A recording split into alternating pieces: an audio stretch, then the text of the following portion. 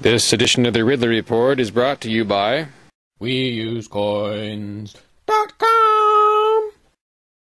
You know, I've thought about and have written about the Federal Reserve for a long time. Hello, this is Ron Paul with your weekly update for August 15th.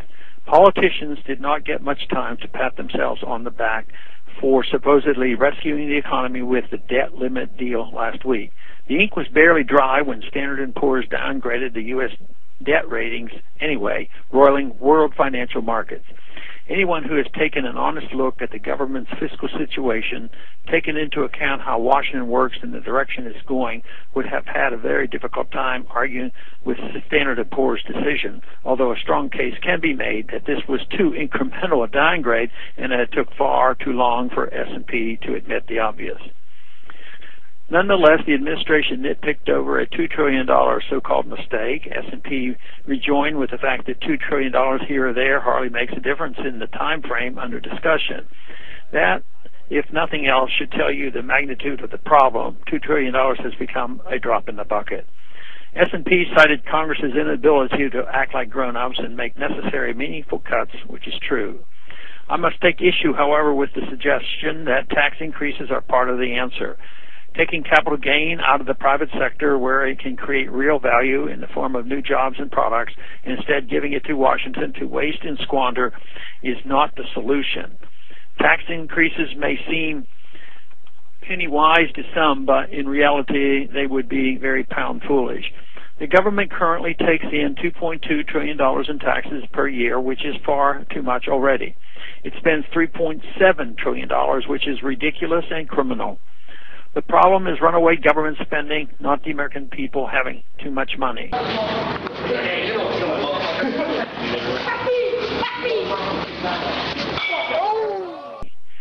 And yet, we can't even have a serious discussion about bringing our troops home and ending our expensive occupations around the world, things the president used to claim to favor. Even without this downgrade, major investors are waking up to what lies down the road for the United States in fiscal terms.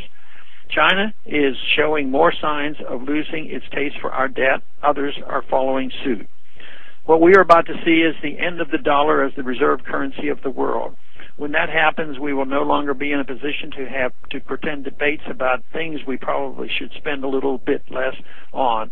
We will be forced to implement serious spending cuts as our sources of credit dry up. Of course, we can try to postpone the day of reckoning by printing more money, but the resulting inflation tax will be far worse than a reduction in government benefits. Hyperinflation devastates the middle class. After Weimar Germany hyperinflated their currency in the 1920s, and entire life savings couldn't buy a postage stamps. The bank wouldn't even send customers a check for all the money they had saved their whole life. It wasn't worth the paper it was printed on or the stamp to send it. This is what is meant when it is said that the middle class gets wiped out. The pieces for this to happen here are falling into place and have since 1971. The only way to avoid the sort of chaos now is for Congress to immediately reduce federal spending and take the Constitution seriously again. The welfare warfare state will end either way, but winding it down responsibly is a far better way to do it. Thanks for calling this update. A new update is placed on this number, 888-322-1414, every Monday. The written text can be found on my website, www.house.gov/Paul, under the heading Texas Straight Talk. Bitcoins, the world's first practical internet cash. A nightmare for governments to try and control. Inflation and counterfeit resistant. They return you some control over your money. And a new measure of anonymity. A lot cheaper to use than PayPal. You can use them to buy tax-free cigarettes and almost anything else.